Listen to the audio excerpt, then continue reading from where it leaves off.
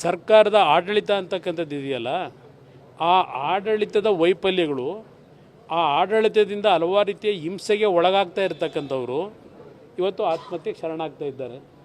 ಇಲ್ಲಿ ಯಾವುದೋ ಒಬ್ಬ ವ್ಯಕ್ತಿಯ ರಾಜೀನಾಮೆ ಕೇಳೋದಾಗಲಿ, ಯಾವುದೋ ಒಬ್ಬ ವ್ಯಕ್ತಿಯನ್ನು ಕುರಿತು ನೀವು ಆಪಾದನೆ ಮಾಡೋದಕ್ಕಿಂತ ಹೆಚ್ಚಾಗಿ ಒಟ್ಟಾರೆ ಈ ಸರ್ಕಾರದ ದೌರ್ಬಲ್ಯ, ಈ ಸರ್ಕಾರದ ವೈಫಲ್ಯ ಇದನ್ನು ನೋಡಿದಾಗ ಈ ಸರ್ಕಾರವೇ ಒಂದು ಕ್ಷಣ ಅಧಿಕಾರದಲ್ಲಿ ಮುಂದುವರಿತಕ್ಕಂಥ ನೈತಿಕತೆ ಉಳಿಸ್ಕೊಂಡಿಲ್ಲ. ಇವರು ಬೇರೆ ಬಿಟ್ಟಾಕಿ ಅದು ಯಾರ ಪಾಪ ಇವತ್ತು ಅದೇ ರಾಮಪ್ಪನರಿದ್ದಾರಲ್ಲ, ಇವರು ಖಾಸಾ ಶಿಷ್ಯ, ಹರಿಹರದ ಶಾಸಕ, ಬಹುಶಃ BJP ಗೌರ್ಮೆಂಟ್ ಇದ್ದಾರಪ್ಪ, ಅದೆಲ್ಲ ಇವರ ಖಾಸಾ ಶಿಷ್ಯನ ಹಿಡಿದು ಯಾರೋ ಒಬ್ಬ ಕಾಂಟ್ರಾಕ್ಟರ್, ಅದು ಮುಸ್ಲಿಂ ಬೇರೆ, ಅವನು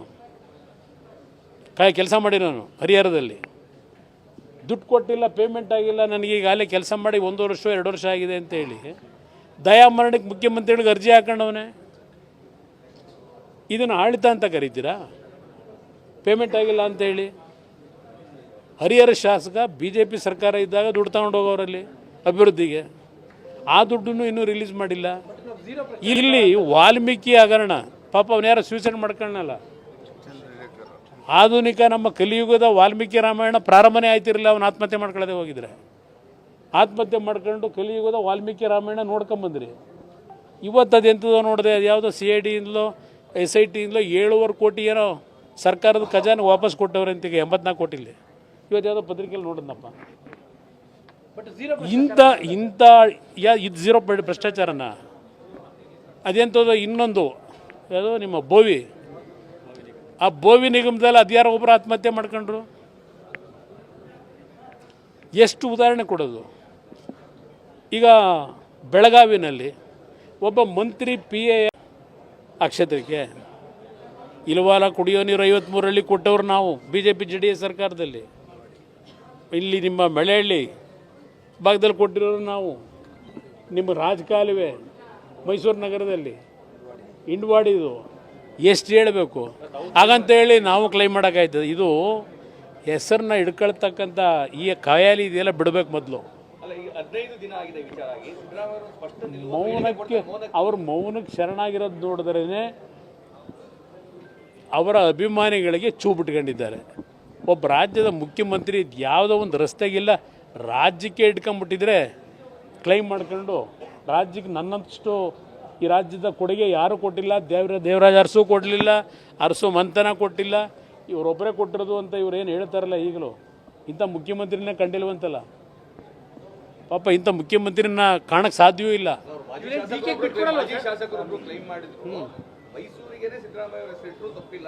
ಹೌದು, ಮೈಸೂರಿಗಲ್ಲಪ್ಪ, ರಾಜ್ಯಕ್ಕೆ ಇಡೋದು ಒಳ್ಳೇದು. ರಾಜ್ಯಕ್ಕೆ ಇಟ್ಬಿಡಿ, ಹೆಸರನ್ನ ಬದಲಾವಣೆ ಮಾಡ್ಕೊಂಬಿಡಿ. ಮೈಸೂರಿಗೆ ಯಾಕೆ ಇಡ್ತೀರಿ? ರಾಜ್ಯಕ್ಕೆ ಇಲ್ವೇ ಕೊಡುಗೆ ಕೊಟ್ಟಿರೋದು? ಈ ನೆನ್ನೆ 15% ಏರಿಕೆ ಮಾಡಿರೋದು ಬರೀ ಮೈಸೂರ್ಗ? ರಾಜ್ಯಕ್ಕೆ ತಾನೇ ಏರಿಕೆ ಆಗಿರೋದು. ಬಸ್ ದರ ಯಾವ್ಯಾವ ದರ ಏರಿಕೆ ಮಾಡಾಯಿತು? ಪೆಟ್ರೋಲು ಡೀಸೆಲ್ ಬೆಲೆ ಸೆಸ್ 3-3.5 ರೂಪಾಯಿ ಜಾಸ್ತಿ ಮಾಡ್ಕೊಂಡ್ರು.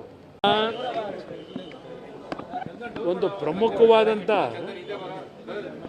ಒಂದು ದೊಡ್ಡ ಸಮಸ್ಯೆ ಉದ್ಭವ ಆಗಿರೋದು ಮೈಸೂರಿನಲ್ಲಿ. ಹಿಂದೆ ಇದ್ದಂಥ ಮೈಸೂರು ಅರಸರ ಕುಟುಂಬದ ಸಾರ್ವಜನಿಕವಾದಂಥ ಸೇವೆಗಳ ಹಿನ್ನೆಲೆಯಲ್ಲಿ ಈಗಾಗಲೇ ಹಲವಾರು ನಮ್ಮ ಇಲ್ಲಿ ಹೋರಾಟ ಮಾಡ್ತಿರ್ತಕ್ಕಂಥವರು ಸಹ ಗೆಜೆಟಿಯರ್ನಲ್ಲಿ ಪ್ರಿನ್ಸಸ್ ಅವರ ಹೆಸರು ಇರ್ತಕ್ಕಂಥದ್ದನ್ನು ಸಹ ಮಾಹಿತಿಗಳನ್ನು ಕೊಟ್ಟಾಗಿದೆ. ಇಷ್ಟೆಲ್ಲ ಆದಮೇಲೂ ಸಹ ದಿನ ಪ್ರತಿಭಟನೆ ಮಾಡೋದು, ಆ ಬಿಸಿಲಲ್ಲಿ ಓಡಾಡೋದು, ನಿಮ್ಮನ್ನು ಬಿಸಿಲಲ್ಲಿ ಕರ್ಕೊಂಡೋಗಿ ಕ್ಯಾಮ್ರಾ ಹಿಡ್ಕೊಂಡು ನಿಂತ್ಕೊಳ್ಳಿ ಅನ್ನೋದು, ಇಷ್ಟೆಲ್ಲ ಯಾತಕ್ಕೆ ನಮ್ಮ ಮುಖ್ಯಮಂತ್ರಿಗಳು ಇನ್ನೂ ಜಾಣ ಮೌನದಲ್ಲಿದ್ದಾರೆ? ಏನು ಮುಖ್ಯಮಂತ್ರಿಗಳಿಗೂ ಸಹ ಆ ರಸ್ತೆಗೆ ಅವ್ರ ಹೆಸರು ಹಿಡ್ಕೋಬೇಕು ಅಂತ ಏನಾದರೂ ಭಾಳ ಮನಸ್ಸಿನಲ್ಲಿ ಸಂಕಲ್ಪ ತೊಟ್ಟಿದ್ದಾರೆ? ನಾನು ಕೇಳ್ತಕ್ಕಂಥ ಇಲ್ಲಿವರೆಗೆ ಕಳೆದ ಬಹುಶಃ 15 ದಿವಸ ಆಯಿತು, ಎಷ್ಟು ದಿವಸ ಆಯ್ತು ಈಗ? ಇದು 15 ದಿನ ಆಗಿದೆ. ಒಂದು ಸಣ್ಣ ಇಶ್ಯೂ ಇದನ್ನು ಇನ್ನೂ ಹೇಳ್ಕೊಂಡೋಗಿ ಆ ಮೈಸೂರು ಅರಸರು ಆ ಕುಟುಂಬ ಸಲ್ಲಿಸಿರ್ತಕ್ಕಂಥ ಸೇವೆಗೂ ಅಪಚಾರ ಮಾಡ್ತಕ್ಕಂಥದ್ರ ವಾತಾವರಣ ನಿರ್ಮಾಣ ಮಾಡಿ ಏನು ಸಾಧನೆ ಮಾಡೋದಕ್ಕೆ ಈ ಒಂದು ಸರ್ಕಾರದ ಮುಖ್ಯಮಂತ್ರಿಗಳ ಬೆಂಬಲಿಗರು ಹೊರಟಿದ್ದಾರೆ ನನಗಂತೂ ಗೊತ್ತಿಲ್ಲಪ್ಪ.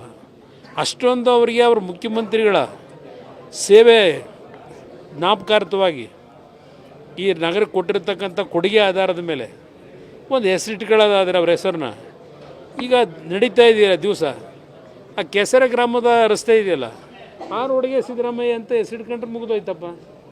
ಸಿಂಪಲಾಗಿ ಸಾರ್ವಾಗಲ್ವೇ ಇದು? ಕೆಸರ ರೋಡಿಗೇನ ಸಿದ್ದರಾಮಯ್ಯ ಇದು ಎಂಥದ್ದು ಪ್ರಮುಖ ರಸ್ತೆ ಅಂತೇಳಿ ಹಾಕೊಂಬಿಟ್ರೆ ಆ ಪ್ರಿನ್ಸಸ್ ಹೆಸರು ಉಳ್ಕೋತದೆ, ಸಿದ್ದರಾಮಯ್ಯನ ಹೆಸರು ಉಳಿಯಲ್ವೇ? ಶಾಶ್ವತವಾಗಿರ್ತದೆ. ಯಾಕೆಂದರೆ ದೊಡ್ಡ ಸಾಧನೆ ಆಗಿರೋದೇ ಅಲ್ಲಲ್ವೇ?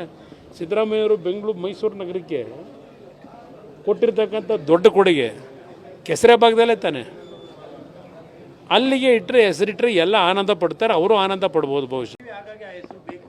ಯಾವ ಡೆವಲಪ್ಮೆಂಟು ಯಾವುದು? ಜಯದೇವ ಆಸ್ಪತ್ರೆ ಕಟ್ಟಿಸ್ಬೇಕಾದ್ರೆ ಅವ್ರು ಒಬ್ಬರದೇ ಅಲ್ಲೇನು ಕಾಂಟ್ರಿಬ್ಯೂಷನ್ ಇಲ್ಲ. ಜಯದೇವ ಆಸ್ಪತ್ರೆಗೂ ಇಲ್ಲಿ ಏನವ್ರ ಮನೆಯಿಂದ ದುಡ್ಡು ತಂದು ಖರ್ಚು ಮಾಡೋರ? ಆಗಲಾದರೂ ಅರಸರು ಅವರ ಕುಟುಂಬದ ಆಸ್ತಿಗಳನ್ನು ಅಲ್ಲಿ ಇಲ್ಲಿ ಸಾಲ ಹಡ ಇಟ್ಟು ಸಾಲ ತಂದು ಅಭಿವೃದ್ಧಿ ಮಾಡಿರೋದು. ಒಡವೆ ಇಲ್ಲ, ಅವ್ರ ಕುಟುಂಬದ ಒಡವೆ ಇಲ್ಲ, ಪ್ಲೆಡ್ಜ್ ಮಾಡಿ ದುಡ್ಡು ತಂದು ಅಭಿವೃದ್ಧಿ ಮಾಡಿರೋದು. ನೀವೇನು ಮಾಡಿದ್ದೀರಿ? ಅಭಿವೃದ್ಧಿ ಹೆಸರಿನಲ್ಲಿ ಸರ್ಕಾರದ ಆಸ್ತಿ ಲೂಟಿ ಮಾಡಿರೋದೇ ನಿಮ್ಮ ಸಾಧನೆ. ಏನು ಮಾಡಿದ್ದೀರಿ ನೀವು? ಹೀಗಾಗಿದ್ದರೆ ನಾನು ಕ್ಲೈಮ್ ಮಾಡಬೇಕಲ್ವ? 1 18 ತಿಂಗಳು ಬಿ ಜೆ ಪಿ ನಾವು ಇಬ್ಬರು ಸರ್ಕಾರ ಮಾಡಿದಾಗ ಮೈಸೂರು ನಗರಕ್ಕೆ JNNURM ಸ್ಕೀಮ್ನ ತಂದಂಥವನು ಕುಮಾರಸ್ವಾಮಿ. ಬಿ ಜೆ ಪಿ ಸರ್ಕಾರ ಒಂದು ಹೊಂದಾಣಿಕೆಯಲ್ಲಿ JNNM ಸ್ಕೀಮ್ನಲ್ಲಿ ಸುಮಾರು 2,000 ಕೋಟಿ ಹಣ ಬಂತು. ಇವತ್ತು ಮೈಸೂರಿನ ಪ್ರಮುಖ ಅಭಿವೃದ್ಧಿಗೆ ಚಾಲನೆ ನಾವಿದ್ದಂಥ 20 ತಿಂಗಳು BJP JDSನ ಅವಧಿನಲ್ಲಿ ಕೊಟ್ಟಿರ್ತಕ್ಕಂಥದ್ದು ಇದೆಯಲ್ಲ, ಚರ್ಚೆ ಮಾಡೋಣಂತೆ. ಇವರು 2 ಬಾರಿ ಉಪಮುಖ್ಯಮಂತ್ರಿಗಳು, 1 ಬಾರಿ ಸಂಪೂರ್ಣಾವಧಿ ಮುಖ್ಯಮಂತ್ರಿ, ಈಗ 2ನೇ ಬಾರಿಗೂ ಸಂಪೂರ್ಣ ಮುಖ್ಯಮಂತ್ರಿ ನಾನೇ ಅಂತಕ್ಕಂಥದ್ದು ನಿನ್ನೆ ದಿನವೂ ಘೋಷಣೆ ಮಾಡಿದ್ದಾರೆ, ಪ್ರಶ್ನೆನೇ ಇಲ್ಲ ಅಂತ ಹೇಳಿ. ಇಷ್ಟೆಲ್ಲ ನೀವು ಈ ಮೈಸೂರು ಜನ ನಿಮಗೆ ಕೊಟ್ಟು ಪವರ್ನ ಏನಪ್ಪ ಅಂತ ದೊಡ್ಡ ಮಟ್ಟದ ಕೊಡುಗೆ ಕೊಟ್ಟಿರೋದು. ನಾನು 2018 ಮುಖ್ಯಮಂತ್ರಿ ಇದ್ದಾಗ ಇವರೇ ಎಲ್ಲ ಬೆಂಬಲ ಕೊಟ್ಟಿದ್ರಲ್ಲ 14 ತಿಂಗಳು. ಇದೇ ವರುಣಾ ಕ್ಷೇತ್ರದ ಶಾಸಕರು ಸುಮಾರು 238 ಕೋಟಿ ವೆಚ್ಚದ ಕಾಮಗಾರಿಗಳಿಗೆ ನನ್ನ ಮುಂದೆ ಅರ್ಜಿ ಕೊಟ್ಟಿದ್ದರು. ನಾನು 14 ಮುಖ್ಯಮಂತ್ರಿ ಅವಧಿಯಲ್ಲಿ ಹಾಗಿದ್ರೆ ಇವರು ಅಷ್ಟೆಲ್ಲ ಅಭಿವೃದ್ಧಿ ಮಾಡಿಬಿಟ್ಟಿದ್ರೆ ನಾನು ಇದ್ದ 14 ತಿಂಗಳಿಗೆ 238 ಕೋಟಿ ವರ್ಕಿಗೆ ಲೆಟ್ರ್ ಕೊಡಾರ ಆ ಕ್ಷೇತ್ರಕ್ಕೆ? ಇಲ್ವಾಲ ಕುಡಿಯೋ ನೀರು 53ರಲ್ಲಿ ಕೊಟ್ಟವ್ರು ನಾವು BJP JDS ಸರ್ಕಾರದಲ್ಲಿ. ಇಲ್ಲಿ ನಿಮ್ಮ ಮಳೆಹಳ್ಳಿ ಭಾಗದಲ್ಲಿ ಕೊಟ್ಟಿರೋರು ನಾವು. ನಿಮ್ಮ ರಾಜಕಾಲುವೆ ಮೈಸೂರು ನಗರದಲ್ಲಿ ಇಂಡ್ವಾಡಿದು ಎಷ್ಟು ಹೇಳಬೇಕು? ಹಾಗಂತೇಳಿ ನಾವು ಕ್ಲೈಮ್ ಮಾಡೋಕ್ಕಾಯ್ತದೆ? ಇದು ಹೆಸರನ್ನ ಹಿಡ್ಕೊಳ್ತಕ್ಕಂಥ ಈ ಕಾಯಾಲಿ ಇದೆಲ್ಲ ಬಿಡಬೇಕು. ಮತ್ತು ಹೆಚ್ಚಿನ ವಿಡಿಯೋಗಳಿಗೆ ಪ್ರತಿಧ್ವನಿ ಯೂಟ್ಯೂಬ್ ಚಾನೆಲ್ ಸಬ್ಸ್ಕ್ರೈಬ್ ಮಾಡಿ, ಬೆಲ್ ಐಕಾನ್ ಕ್ಲಿಕ್ ಮಾಡಿ.